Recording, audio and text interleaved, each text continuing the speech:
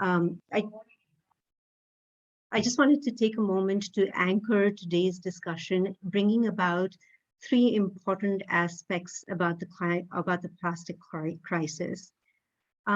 So firstly, as you would have seen in the movie, The Story of Plastic, we cannot think of plastic as only an ocean's problem anymore. It is a climate change issue. It is a social and an environmental justice issue. Every piece of plastic starts out as a fossil fuel and it emits greenhouse gases throughout its life cycle, from its extraction to production as well as to disposal.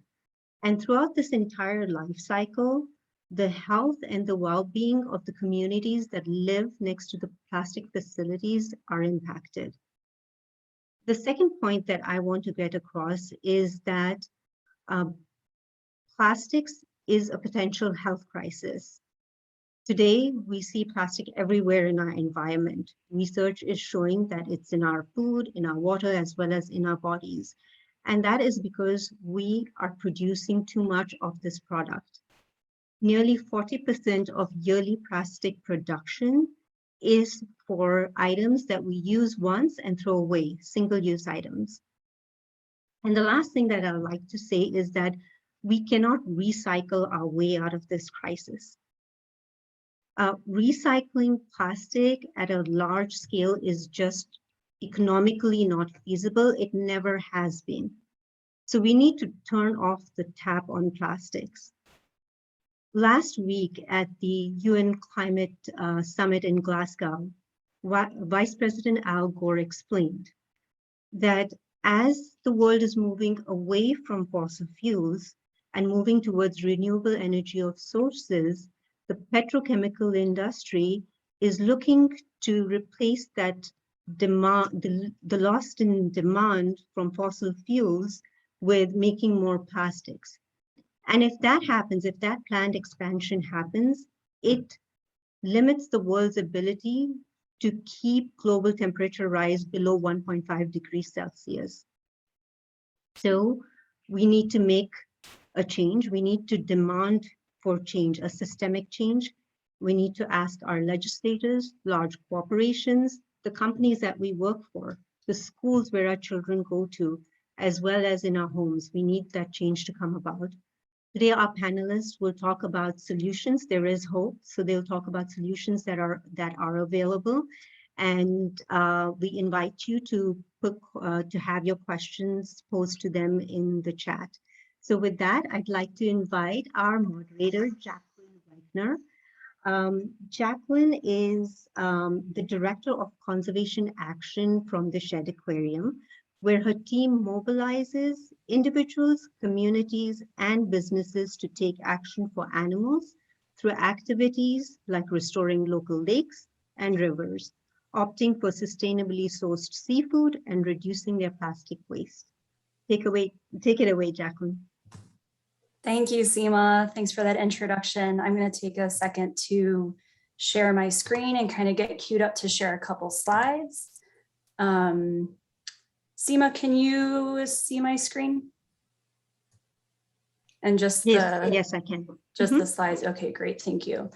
So again, thank you for the introduction and for inviting me to moderate today's discussion. I'm really grateful for opportunities like this where we can bring a lot of different types of people with different expertise into one place to connect with other members of our community who care about this issue, want to learn more, ask tough questions, and build a collective understanding in our communities about the plastic crisis so we can move toward a more sustainable future. And Seema, you did such a great job kind of rooting us in this current time that we are in and understanding how plastic is really, it's not just an ocean litter issue, even though that's really kind of what the public awareness has been for many years. But it is deeply entwined with climate change, public health challenges, local environmental hazards, and so on. So hopefully many of you have had the chance to watch The Story of Plastic. If not, would definitely recommend that you check it out after today's discussion to kind of go deeper on these topics. The movie really helps to illustrate the interconnectedness of all of these issues and help to kind of raise our collective awareness. So I'm going to kind of share just a little bit of information, kind of again, grounding us in this and our understanding of this issue. But the prevalence of plastic has really continued to increase exponentially, especially over the last few decades. And this graph shows that the plastic production and waste continues to increase. The solid lines are based on data that already exists, and the dotted lines are showing projections for where we're heading by 2050. The black line shows all of the plastic waste that's been generated. So that's like the top line. And then the blue is that bottom one showing the plastic that has been recycled. And in the Chicago area alone, as is similar as to much of the US, our plastic recycling rate is only around 9%. So we're not even close to keeping up with the amount of plastic that we're producing.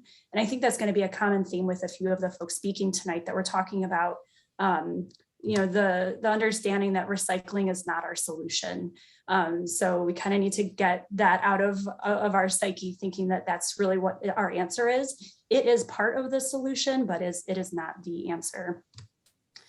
To also understand, where we're situated, and we've kind of referenced a couple times that plastic in the ocean is discussed quite a bit in the media, but plastic in our region is also a major concern.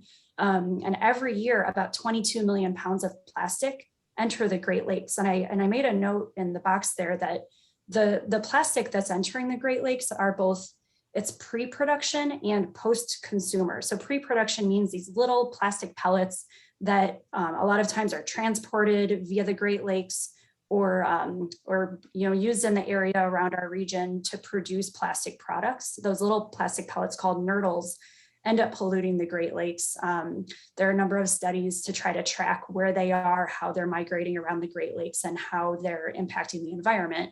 So that's kind of that pre-production. And then the post-consumer is kind of what we're more familiar with as litter. After plastic bottles, bags, all sorts of things are used, they end up, maybe in the landfill, but they often are swept into, washed into the Great Lakes as kind of a magnet, unfortunately, for plastics becoming concentrated.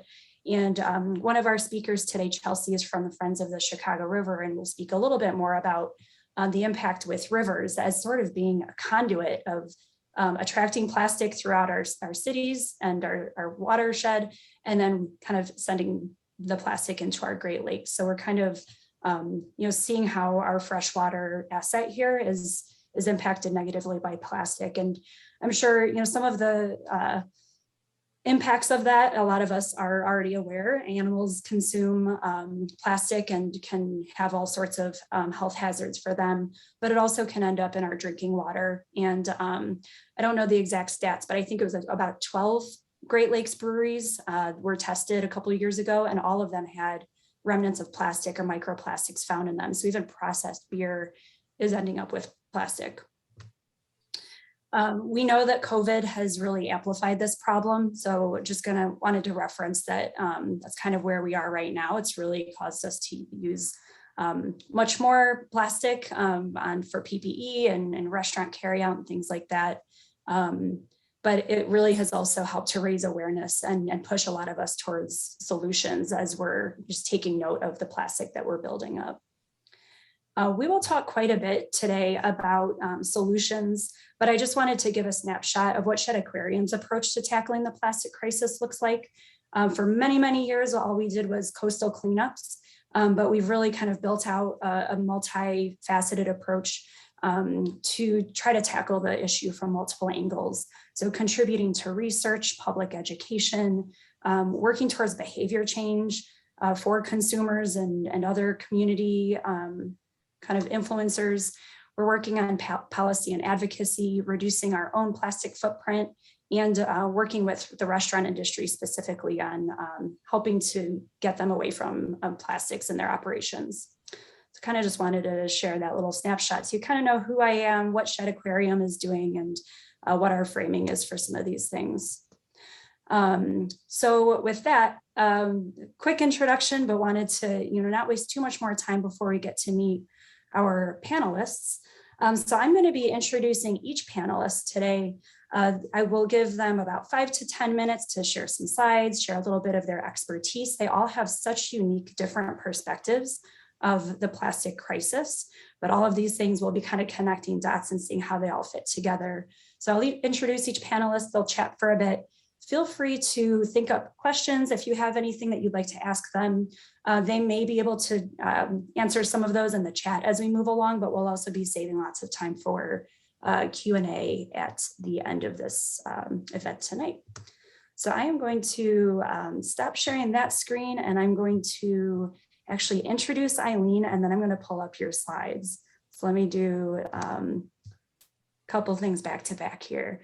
So I'm excited to introduce Eileen Ryan. She is an activist who volunteers her time for climate and social justice causes in the greater Boston area. She helped to write and pass the single-use plastic ban in Watertown, Massachusetts, where she lives. And she grew up in North Bennington, Vermont, is a graduate of Bryn Mawr College, and is the parent of 3 grown children. She completed Judith Eng's plastic pollution course in March 2021. Eileen also gives architectural and historic walking tours of Boston with Boston by Foot. And that sounds really fun. I hope to get to visit Boston sooner than later. Check out one of your tours. So with that, Eileen, I'm going to share my screen so we can pull up your slides and hear more from you. Okay, well, I can start talking before you pull up the first slide. So thank you so much for that introduction, and thank you, SEMA, for pulling this whole event together. It's really great to hear what you're doing at Shedd Aquarium. So I'm going to specifically talk about the link between plastic production and climate change. So I'm honored to be here today. I saw this film, The Story of the Plastic, almost exactly a year ago, and it has transformed my life, actually. I took the course with Judith. I was already a anti-plastic activist, but I am even more involved now than I was before. So plastic production and pollution is an environmental, human health, and ecological disaster, and a major contributor to climate change. From the extraction of fossil fuels and chemicals to create plastic, to the transportation and refinement of these, what are called feedstocks, and ultimately to the disposal of plastic waste, plastics contribute to global warming. Plastic pollution is also, as SEMA pointed out, a major environmental justice issue.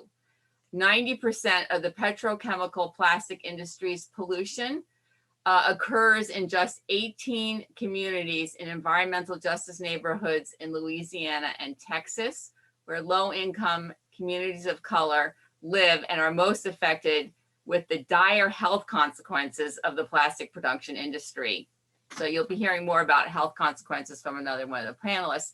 And now, Jacqueline, you can put up the first slide. So we're going to talk now about how plastics are the new coal. So on October 21st of this year, Beyond Plastics, which is a great organization, I think there's going to be a link to it in their resources. They just released this new report comparing the life cycle of plastics and the accompanying release of greenhouse gases into the atmosphere to the emissions from coal-fired power plants. Much of the information I'm about to share with you is from this report, and as are these slides are from that too. More than 130 plastics facilities and related power plants report their emissions to the U.S. Environmental Protection Agency, providing a baseline figure that at least 114 million tons of carbon dioxide equivalent gases are released from plastic production facilities per year. So you can put up the second slide, Jacqueline. If plastic were a country, it would be the 5th largest greenhouse gas emissions contributor. When I learned this statistic this summer, I was shocked. The production of plastics is contributing more greenhouse gases into the atmosphere than the economies of China, the US, India, and Russia. So, I mean, they follow those. I'm sorry, I just got that in reverse order. So the emissions from plastic come just after those of China, the US, India, and Russia, and ahead of all other nations, which is pretty shocking. So slide 3, which is Plan B. So what's going on here? Why are we seeing this sharp rise in the production of plastic and the accompanying greenhouse gas emissions? The fossil fuel and chemical industries have seen the writing on the wall. As communities around the world turn toward more energy efficient infrastructure and support renewable sources of energy, the fossil fuel industry is turning toward the production of plastic to maintain their profits. The petrochemical industry's plastic infrastructure is expanding and emissions are slated to increase dramatically. At least 42 plastic facilities have opened since 2019, are under construction, or in the permitting process. If they become fully operational, these new plastics plants could release the equivalent emissions of another 27 coal-fired power plants by the year 2025. So that's coming up really soon. This is a very scary statistic. As the world closes coal-fired power plants, the plastic industry is quickly eliminating any benefit there is to these shutdowns. By 2030, the plastic industry's contribution to climate change will exceed that of coal. So next slide, Jacqueline. Most plastics are now made from fracked gas, which is extracted from shale. The amount of CO2 equivalent gases that are emitted from fracking each year is about the same as 18 average coal-fired power plants, which is what you see in this slide here. Fracking made natural gas cheaper than it was ever before, and the U.S. Energy Policy Act of 2005 gave oil and gas companies exemptions from environmental and health regulations. And with that boom in fracked gas that followed, a glut of raw materials for plastic production was created. When the U.S. lifted its ban on crude oil exports, it set off a rush of oil, gas, and plastic feedstocks sales worldwide. Fracking also created a brand new petrochemical corridor along the upper Ohio River. As you might recall from the film, the young woman in Pennsylvania talks about how fracked gas from her neighborhood is being sent to Scotland just to produce plastic. So US land and water is now being polluted, and water sources are being destroyed to produce single-use plastics around the world. The extraction of fracked gases in the US for plastic production also releases at least 1.5 million tons of leaked methane each year, which is equivalent to what is released by 500 average-sized coal-fired power plants. Methane is considered to be 25 times as toxic as carbon dioxide. So we'll go to the next slide. So this is talking about ethane gas cracker plants.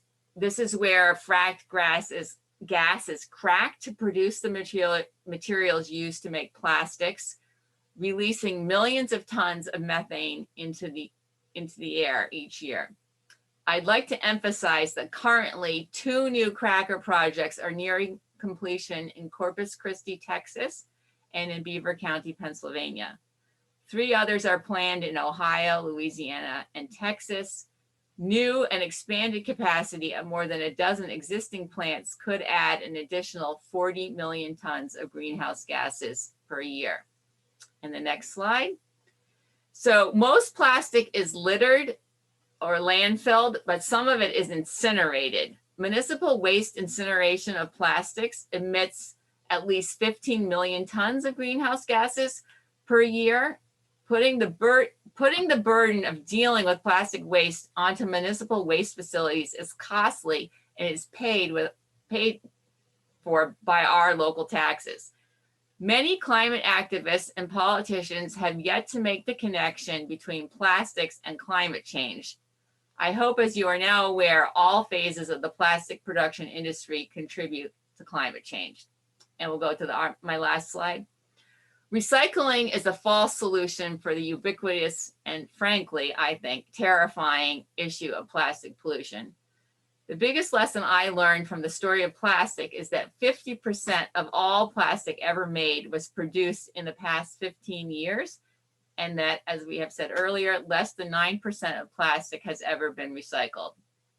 Most plastic products are not easily recycled, and when they are recycled, they actually are what's called downcycled and made into an inferior product. They aren't made into the same quality product like glass often is.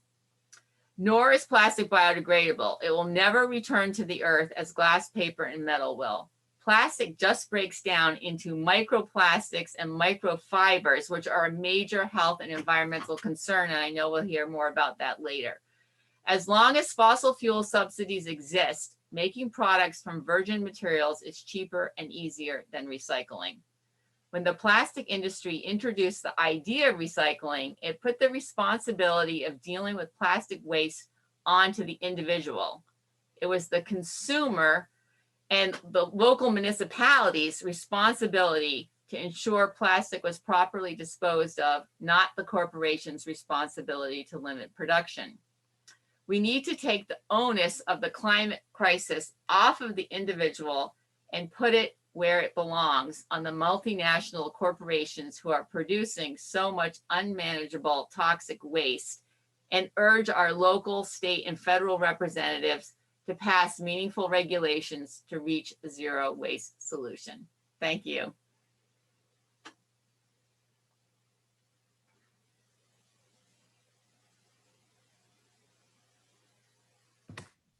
Thank you so much, Eileen, for sharing that. And I want to again encourage folks, if you have questions for Eileen, feel free to drop them in the chat. We're going to kind of pull from the questions that you share with us, and we'll include those in our Q&A at the end of today's session. But again, thank you, Eileen, for sharing that. I'm going to take a minute to introduce our next speaker, who is Sasha Adkins. Sasha teaches environmental health at Loyola University Chicago's School of Environmental Sustainability and is the author of From Disposable Culture to Disposable People, The Unintended Consequences of Plastics. And I think I have a copy of your book within arm's reach, Sasha. Appreciate you referencing that. And with that, I'm going to hand it over to you. Thank you. Thank you very much, Jacqueline. I also really appreciate the opportunity to be here with my colleagues who we're all working on this together from different angles. And this is what gives me hope and expanding tonight with all the folks in the audience. So as was just eloquently explained, the question is not, how do we increase recycling rates? How do we decrease instead the demand for the production of new plastics? And the environmental justice angle here of who are the workers involved in the production, distribution, and disposal of these plastics? What are their exposures? And how can they transition to safer livelihoods? What are the impacts on the fence line or frontline communities, both human and the rest of life on our planet? And ultimately, how do we move away from disposable culture? So many of you have probably heard that we eat the equivalent of a credit card worth of plastic every week, and that bottle-fed babies are consuming more than 2,000 times that amount, 2,000 times, which is 2,000 credit cards. It's ridiculous. We found plastics on the baby side of placentas. So this scientific article is coining the new term plasticenta. We're finding plastics in poop, human poop, wherever we're looking.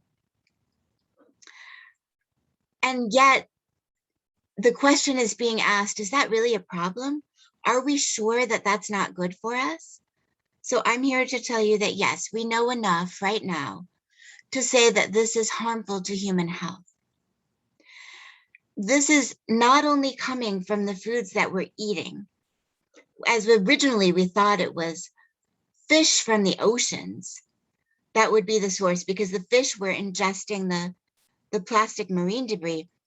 Now a study found that fish in an open market had more plastic from the air than they did from the oceans. Microplastics and nanoplastics are an emerging class of air pollution, worse indoors than outdoors. But studies have shown that the Pyrenees Mountains have air that is contaminated with tiny plastic fibers. It's in our soil as well. And agriculture is now given this cutesy name, plasticulture. And this covers everything from sheets of polyethylene that are used to cover the ground instead of mulching, to bits of post-consumer styrofoam intentionally mixed with plastics. I'm sorry, intentionally mixed with soil to aerate the soil. This is a job that earthworms could be doing, but we are introducing plastics into soil where we're growing our food. And I have seen some preliminary research at scientific conferences I've attended where it looks like those plastics in the soil can disrupt the signaling between the plant and the community in the root systems of that plant. So for example, bisphenol A is a synthetic estrogen, and that is an endocrine disruptor in people and also in plants. So I'm really wanting to expand this conversation from looking in aquatic systems, marine systems, to looking inside people's bodies and looking in soil and looking in air, saying there is no place left on the planet where we do not find plastics, from the Mariana Trench to the atmosphere. But nowhere is this plastic more concentrated than in the bodies of the workers who are making it.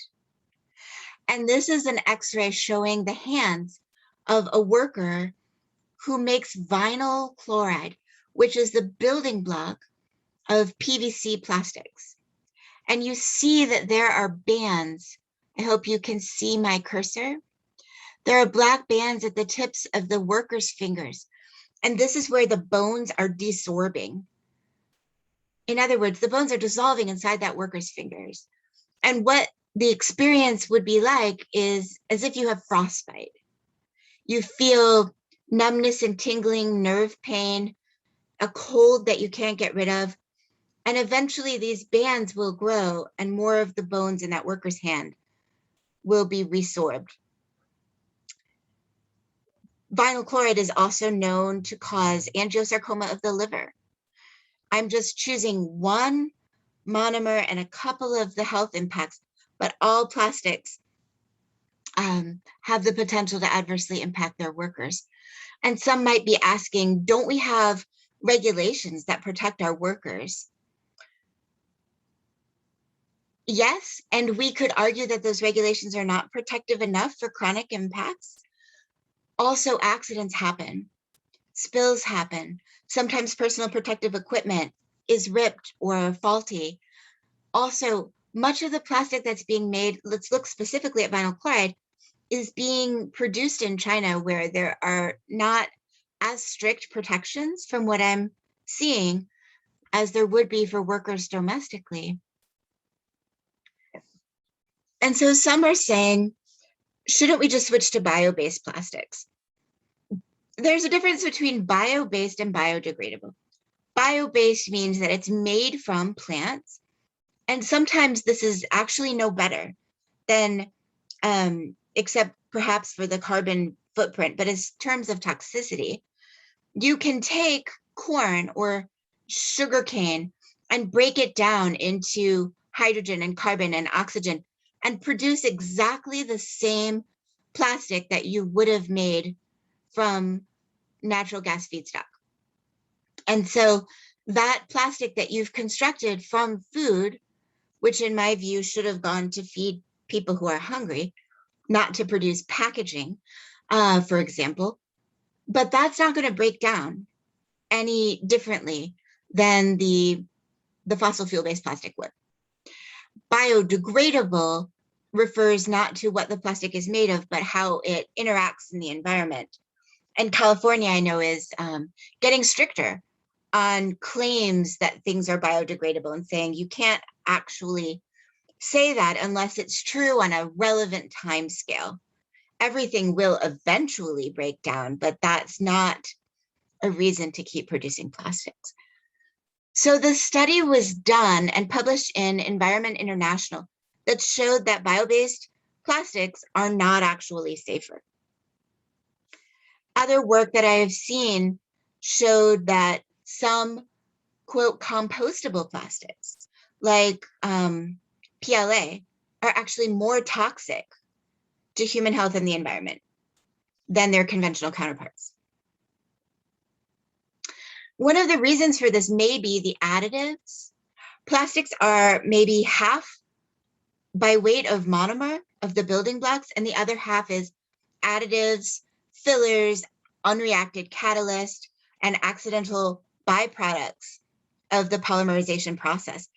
What you're seeing here in blue are just some examples of additives that are intentionally put into PVC, polyvinyl chloride. And I'd like you to notice that bisphenol A, the synthetic estrogen, which is a building block on its own for polycarbonate, can be added to PVC for other purposes as an antioxidant, as a flame retardant. Many of the chemicals that you'll see in this list, you'll recognize: cadmium, lead, azo-based dyes known to be carcinogenic, triclosan, which EPA has phased out of products because it is an endocrine disruptor and it also interferes with our wastewater treatment systems. Many of the things on this list are toxic. And so studies have been done on the building blocks of plastic and say, oh, only styrene, bisphenol A, and vinyl chloride are really worrisome. But the other plastics, the so-called safer plastics, may have additives in them that are just as harmful. And the tricky thing here is that this information is proprietary. It's a trade secret. You are not considered to have a right to know what additives are in the plastics that you use or that are packaging your foods, for example. And there were many examples that I shared with my class this morning of experiments that went awry, experiments on brain cells, where the brain cells in the control group, as well as the experimental group, started to die. And it turned out that it was additives in the polypropylene plastic lab equipment that was killing brain cells. Anna Soto's research was showing that nonylphenols, a kind of alkylphenol, was used as an additive in polystyrene lab equipment, and that it was causing breast cancer cells to proliferate, to grow, as if they were in the presence of estrogen. And so we need to look at plastics holistically throughout their whole life cycle, and not only the building blocks, the monomers, but also the additives. And another consideration is when plastics are in the environment, they are attracting other contaminants to themselves. This is a known property, which is why water filters often use plastic as a way of cleaning your water, because it will attract other contaminants that dislike water and are attracted to fatty and oily substances. And so we've seen that plastics in the ocean can have up to 1 million times higher concentration of things like PCBs or DDE, a breakdown product of the pesticide DDT, or even polycyclic aromatic hydrocarbons, which we have a lot of in Chicago. They're byproducts of the combustion of fossil fuels exhaust, for example, from our vehicles. Those levels of contaminants are up to 1 million times higher in the plastic than in the water itself. And so for all of these reasons, it's not too soon to say that plastics are a threat to human health and the environment. And with that, I will pass it on to our next speaker. Thank you. Thank you, Sasha. There is some startling information that you shared. And I think especially for those who may not be as familiar with the health impacts of plastic, it's really eye-opening what you've shared, and really helps us understand that plastic isn't just about an ocean issue, but really helps to build this case that it impacts us in so many different ways. So thank you for that introduction and kind of diving into that. I'm going to introduce our last expert here today, Chelsey Grassfield. She's the policy manager at Friends of the Chicago River, which is a 42-year-old organization dedicated to protecting and enhancing the Chicago and Calumet River systems for people, plants, and wildlife. In her role, Chelsey engages with elected officials at all levels of government to educate and influence policies and legislation that benefit the river. Her policy work includes addressing water quality issues, chlorides, dissolved oxygen, nutrient pollution, et cetera, eliminating combined sewer overflows, advocating for nature-based solutions to climate change, and reducing plastic pollution. So I'll hand it over to Chelsey. Take it away. Thank you so much, Jacqueline. And these are some really tough acts to follow. Sasha, that was a very sobering presentation, but I really appreciate you getting the message out there. So thank you to Seema and my fellow panelists. It's great to be here with you all. Jacqueline, my intro gave an intro to Friends, but if you're not familiar with us, we are the only organization solely dedicated to the Chicago River system, and we work to improve the river systems for people, plants, and wildlife. We do that through 3 programs, and today I'm going to talk to you specifically about policy. One of the things that struck me in the video was when they talked about plastic and they started pulling out, like, here's how much of it ends up being recycled or downcycled, and this statistic of 32% of plastic packaging ending up in our environment as litter was appalling, but also, unfortunately, not surprising given the work that I do. So Friends of the Chicago River, we're part of the Chicago and now Calumet River Litter-Free Task Force. It's a partnership with Loyola University, Mars Wrigley Foundation, REI, my colleague Jacqueline from SHED, and Waste Management. And as it implies, the name, we are working towards a litter-free Chicago River. And to that end, Friends hosts, just like SHED does, we host cleanups on the water, so in canoes, and also on the banks of the river in parks. And we've asked volunteers to collect data about what it is that they're finding when they collect litter. And we analyze that, and we have found that overwhelmingly plastics and styrofoam are the main material type. And the activity, the source of this litter is predominantly food related. So people are finding plastic forks and styrofoam cups, for example. And what's really great about all this data is that it allows me and my work related to policy to go to elected officials and say, we have the data, we have seen firsthand, we know what litter is predominantly made of, and we need to address that. So in my last slide here, I'm going to talk through some local, state, and federal level legislation going on. And I pulled this other quote from the film, which they were rapid fire going through towards the end, different countries and states that have passed bag bans, other legislation. And so I liked this. We've got to pass legislation, because I know a lot of you on this call ask and wonder what it is that you can do to help. And this is just one avenue. So policy changes. In January of 2020, the Plastic-Free Water Ordinance was introduced in the city of Chicago. It called for addressing things like single-use plastics related to food items. So it targeted restaurants, banning styrofoam, polystyrene, and if you were eating indoors, making sure that people are using reusable items, not plastic utensils. And of course, that was January of 2020. So then the pandemic happened. Last spring, Friends and Jacqueline and Sasha and Seema were part of a coalition called the Coalition for Plastic Reduction.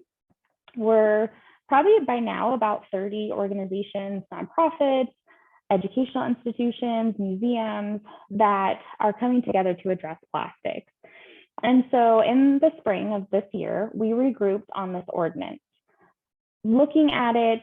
How can we acknowledge the fact that restaurants were so hard hit during the pandemic so that we can adjust the ordinance where we can, but still make it a meaningfully impactful ordinance? Unfortunately, around the same time, a weaker ordinance was proposed, one that only consulted the restaurant industry and not the environmental groups. And so this was passed in September of 2021. At this point, the coalition, we're sort of regrouping, and we had already started to reach out to restaurants, because as you can imagine, we do hear a pushback. You know, is this an extra burden, an extra cost? So we're reaching out to restaurants, restaurant associations, local chambers of commerce, and talking with folks that are already doing great work. A lot of restaurant owners acknowledge this problem and they want to be a part of the solution, or they know that their customers want to. And so Shed's got their great Let's Shed Plastic program that helps restaurants get on board.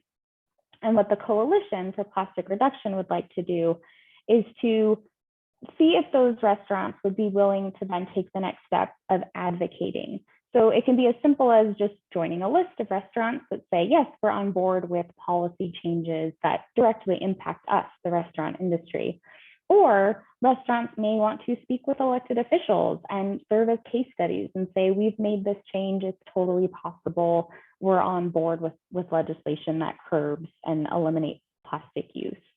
So that's where we're at with the city of Chicago. On the state level, we are, again, the Coalition for Plastic Reduction. We are have been talking with elected officials about a polystyrene ban. This was also about January, February of 2020 that this was first introduced. So again, regrouping.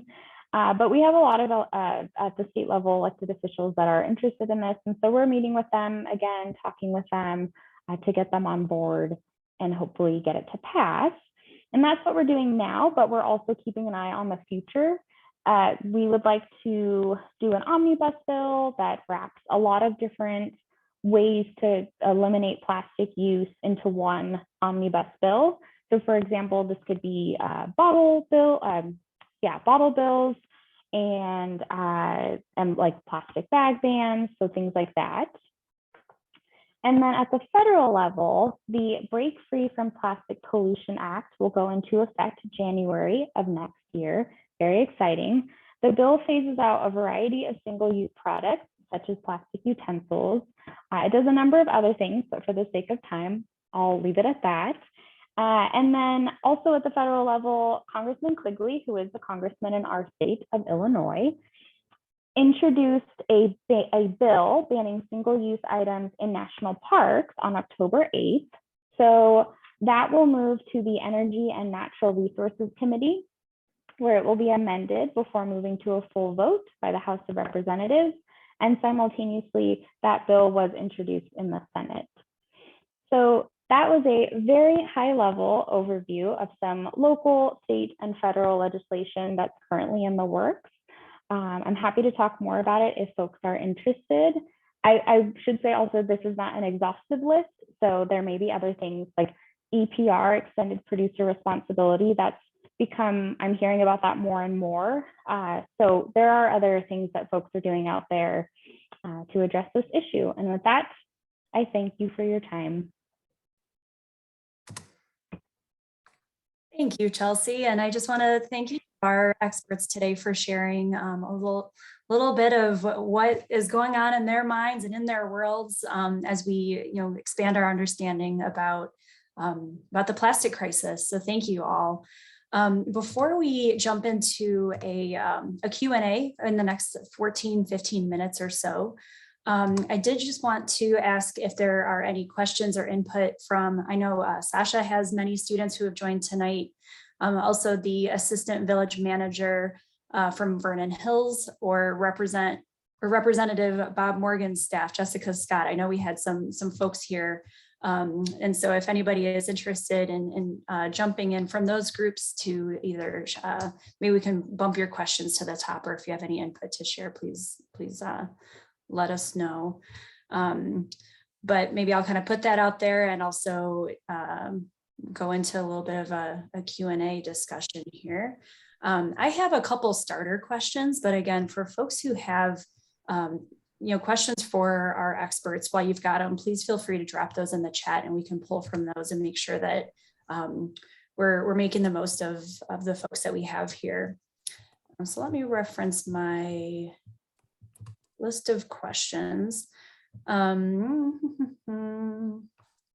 So one thing that I saw, and we kind of have a couple starter questions here, and this can go for either Eileen or Chelsey, but California just passed a law banning plastics from using a recycling symbol unless they're actually recyclable. So that little triangle with the arrows.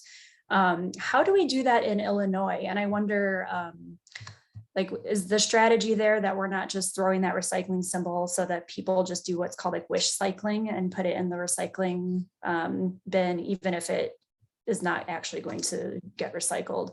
So I'm wondering if anybody has a response to that, as far as, you know, should we consider doing something like that in Illinois, and how would we go about doing that?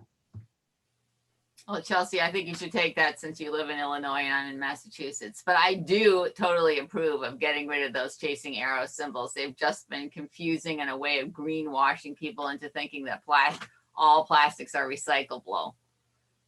So Chelsey, contribute what you want. Sure, thanks, Eileen.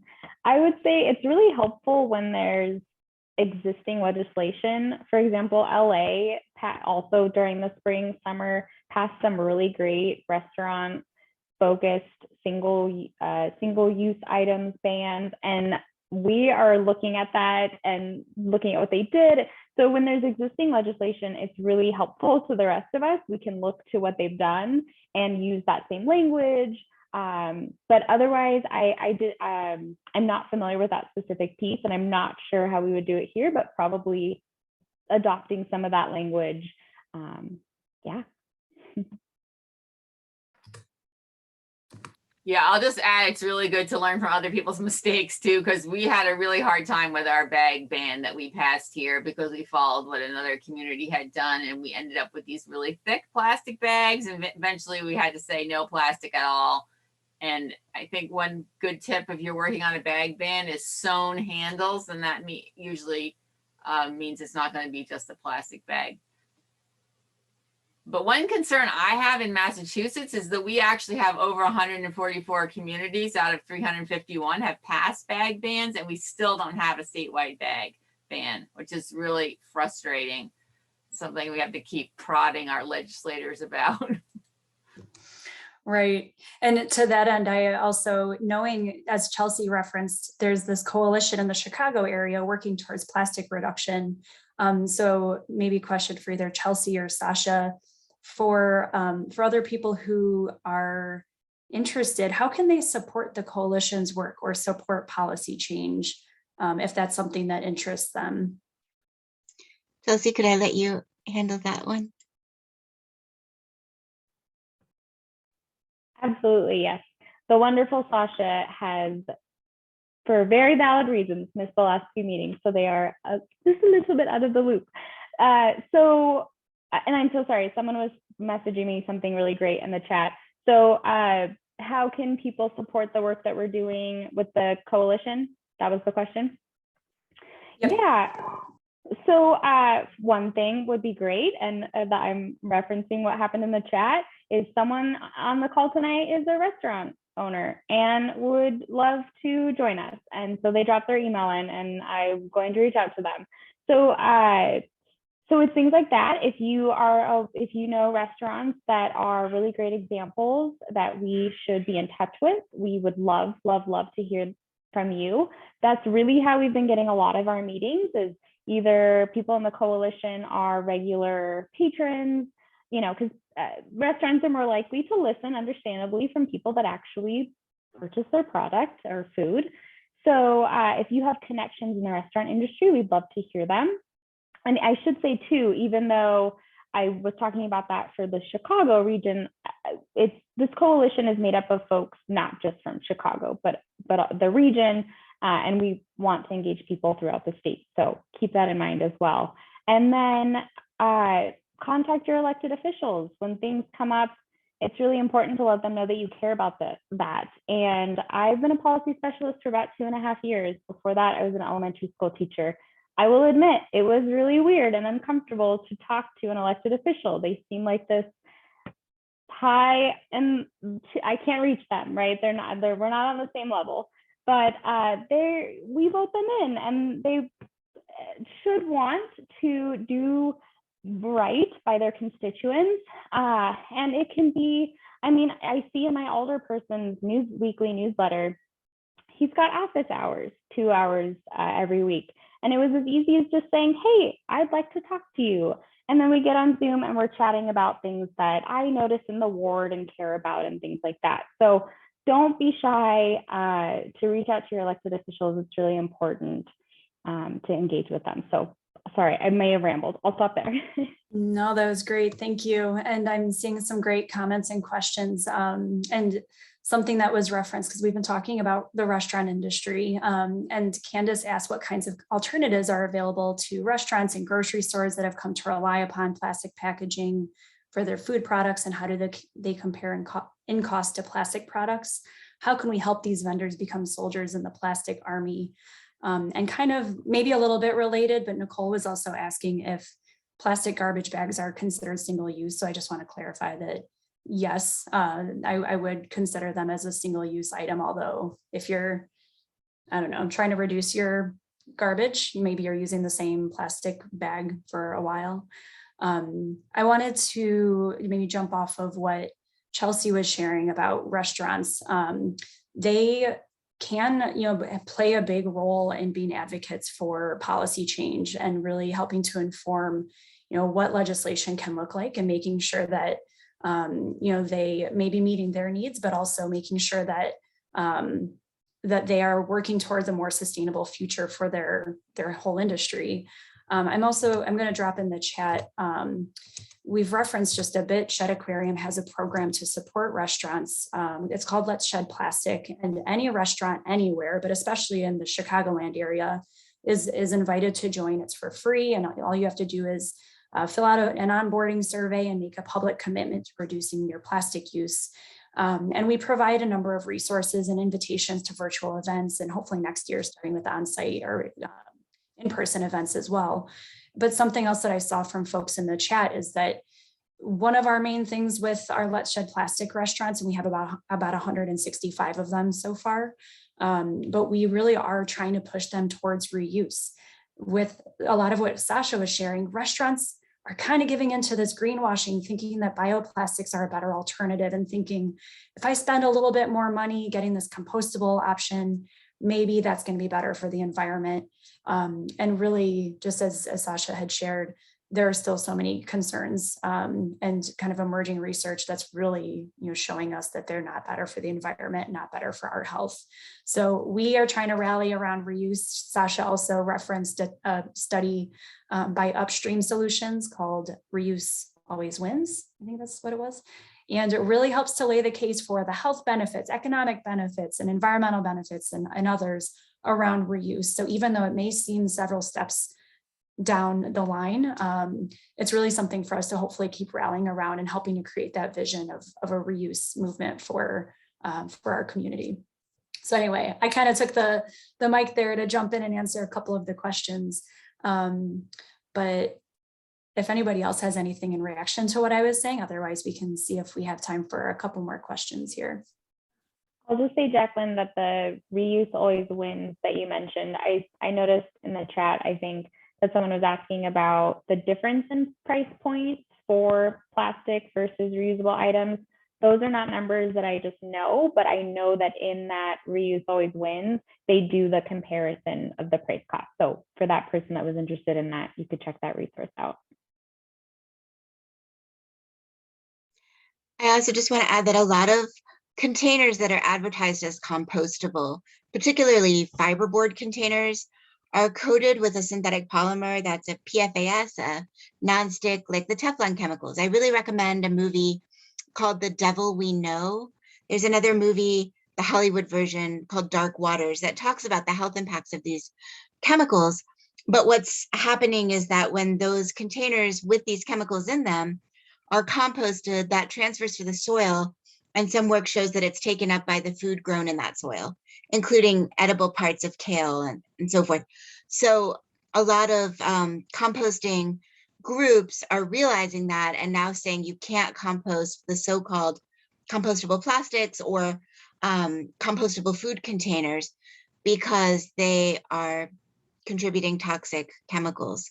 So There are truly compostable containers that don't have PFAS, but you've got to go out of your way at this point to look for them and make sure that they don't have either short or long chain PFAS in them. So greenwashing, it's just rampant, and it's putting so much of a burden on the consumers who want to make a switch and not knowing what is truly safe and what is truly healthy for us and the planet. But just to echo that, reuse does always win. Stainless steel, glass, you can't go wrong with those options. Thank you, Sasha. And I know we just have a couple minutes here, so I actually have a question for Seema. And Seema, you may be the one kind of closing us out, so it's up to you. Maybe we can kind of use this as a closer, but I know that your group, this isn't, let's see, Go Green, Vernon Hills and Lincolnshire has been involved with schools to reduce waste. So I'm curious if you have anything to share about that experience and what kinds of strategies you used. Yeah, absolutely. So we worked with our schools in our district over the past couple of years in order to try to reduce their plastic waste. And one of the first things that we did at this school was we started a green team at the school. And we brought in key stakeholders. So we asked the principal of the school, as well as board members and environmental teachers, to sit on the green team. We looked at the waste, not just the plastic waste, but as well as the food waste that was happening in the lunchroom. And we devised a plan of how can we reduce the amount of waste going to landfill step by step. So one of the first things we did was we got rid of styrofoam trays. And you can imagine that's 400 styrofoam trays that are used every day, single day in the lunchroom. And that was as simple as picking up the phone and calling our food vendor and saying, we don't want them anymore, replace them with cardboard trays. And so that was one of the first things we did. The next thing we did is we started looking at the plastic utensils and getting rid of that package that had a spoon and a fork and a knife and a little plastic straw, all wrapped up in plastic for each and every student, whether they wanted it or not. We reduced it to a single spork. We stopped offering plastic water bottles in the lunchroom.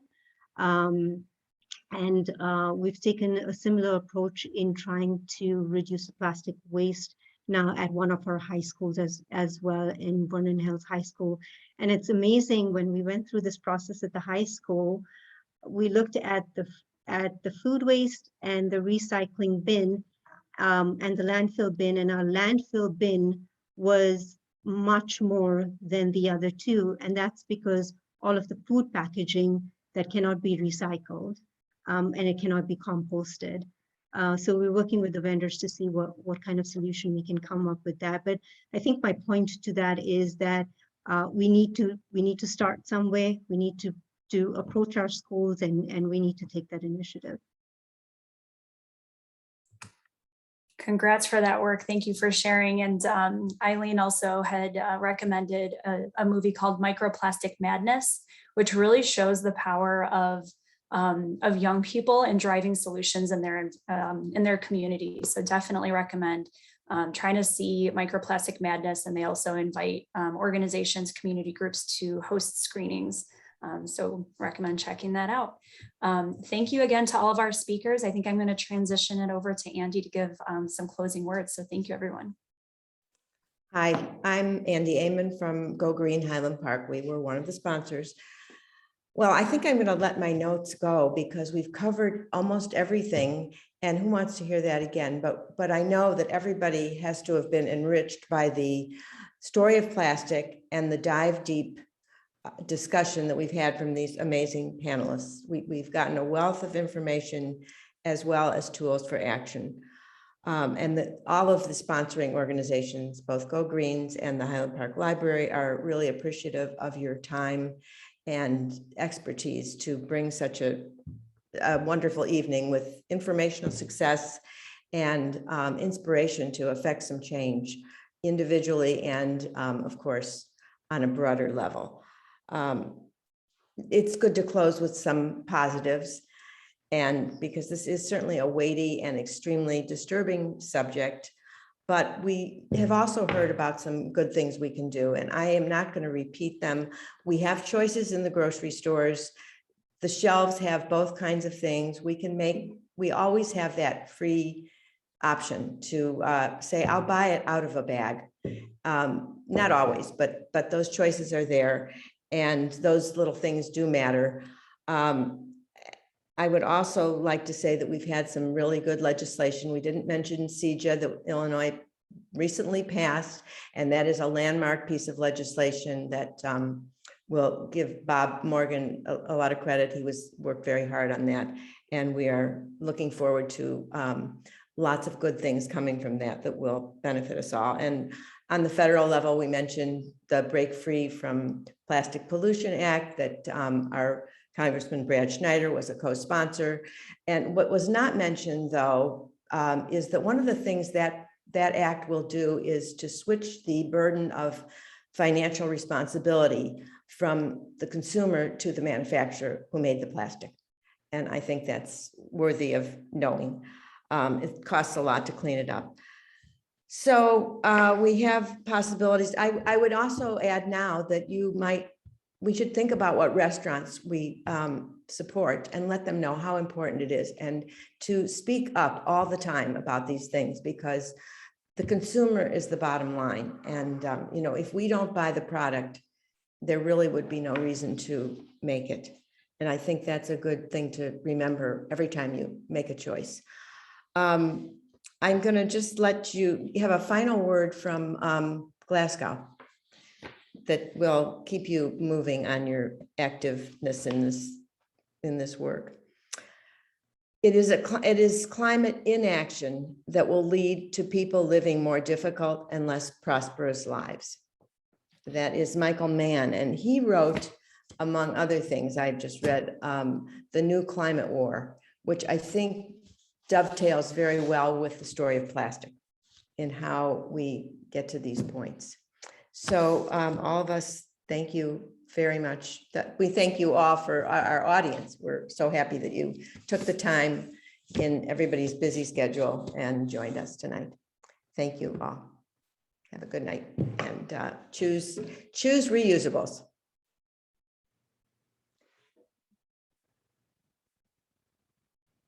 So.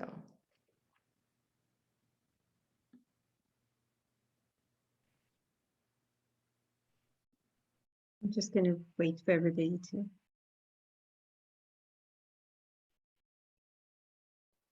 you want to stop the recording, Seema?